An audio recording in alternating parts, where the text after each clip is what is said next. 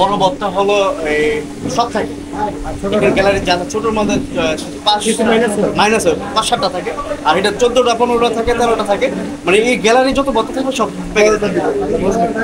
বাংলা নববর্ষ 1432-এর প্রথম দিন উদযাপনের লক্ষ্যে আমাদের গন্তব্য ছিল গাজীপুরের কাপাসিয়া উপজেলার টোকের নিরিবিলি হোটেলে বাঙালিয়ানা খাবার খাওয়ার মাধ্যমেই আমাদের এই উদযাপন করার লক্ষ্য, যার উদ্দেশ্যে আমরা রওনা দিই বটতলা বাজার থেকে, যেটা কিনা কিশোরগঞ্জের পাকুন্দিয়া উপজেলার মঠখোলা ইউনিয়নের অন্তর্গত।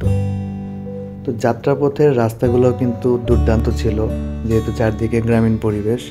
আমরা এর মধ্যে দিয়ে এনজয় করতে করতে এগিয়ে যাচ্ছিলাম।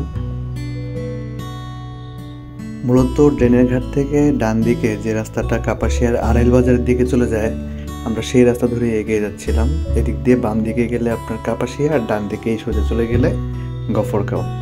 তো কিছু দূর সামনে গেলেই আমরা আমাদের গন্তব্যস্থল নিরিবিলি হোটেলের সামনে চলে আসি।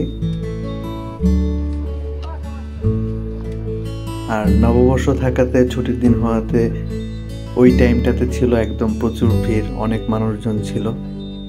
এই হোটেলটাকে আপনার হয়তো অনেক বেশি হাইফাই মনে হবে না, কিন্তু এখানে আপনি পাবেন টোটালি একটা বাঙালিয়ানা খাবার দাবারের স্বাদ, এবং আপনার ইচ্ছা মতো যে কোনো পদ দিয়ে খেতে পারবেন। এখানে অনেক রকম আইটেম তারা বানায়। তো আমরা একটা কেবিনে বসে যাই, আমরা 7 জন ছিলাম। তো এখানে বসার পরে আমরা ফার্স্টে মেনু কার্ডটা দেখে নিই। তো মেনুতে সব কিছু মোটামুটি রিজনেবল, কোনোটাই এত বেশি প্রাইস না। আর এখানে আমি আপনাদেরকে খাবারের আইটেমগুলো একটু দেখিয়ে দিচ্ছি। উপরে ছিল ভর্তা আইটেম, তারপর এগুলো ভাজি আইটেম,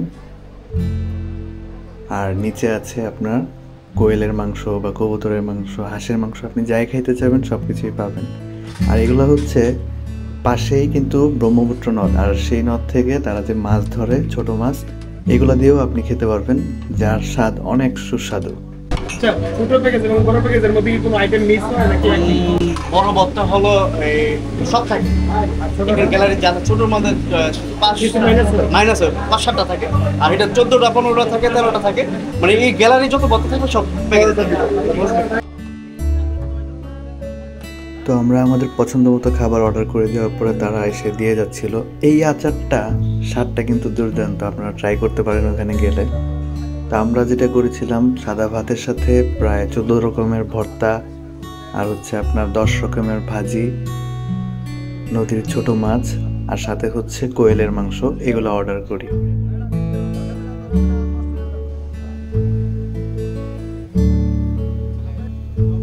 তো এর মধ্যে আমাদের কাছে ভর্তাটা অনেক ভালো লেগেছিল, যদিও ভাজিগুলো আমাদের তেমন একটা খাওয়া হয় নাই।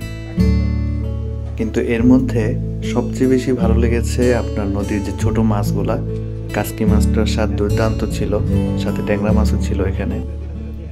মাছটা যথেষ্ট ভালো ছিল, আর কোয়েলের মাংসটাও ভালো ছিল, কিন্তু কোয়েলের মাংসের যে ঝোলটা অনেক বেশি তেল ছিল। আদারওয়াইজ কিন্তু মাংসটা যথেষ্ট ভালো। তো আমরা আমাদের খাওয়া দাওয়া শেষ করার পর একটা বিশাল বিল চলে আসে। তারপর খাওয়া দাওয়ার পর আমরা চিন্তা করলাম যে একটু নিরিবিলি পরিবেশে কিছুক্ষণ বসার জন্য। সেই উদ্দেশ্যে আমরা টোক ব্রিজের নিচে যাওয়ার প্ল্যান করলাম। তো ব্রিজের নিচে যাওয়ার পর এখানে একটা সুন্দর দৃশ্য পাবেন আপনারা, একদম নিরিবিলি চুপচাপ নদীর পাশে কিছুক্ষণ বসতে পারবেন। যদিও আজকে খুব একটা ঠান্ডা ছিল না, ভালোই গরম ছিল, তারপরেও কিছুক্ষণের জন্য এরকম একটা পরিবেশে আসলে যে কারোরই ভালো লাগে।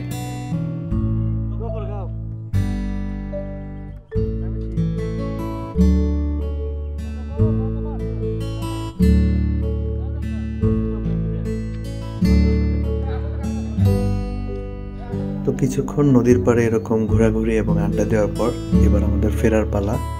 আর সত্যিকার অর্থে বন্ধু বান্ধব সহ এরকম গ্রামীণ পরিবেশে ঘোরাঘুরি, বাঙালিয়ানা খাবার খাওয়া, এগুলোর কিন্তু একটা আলাদাই মজা।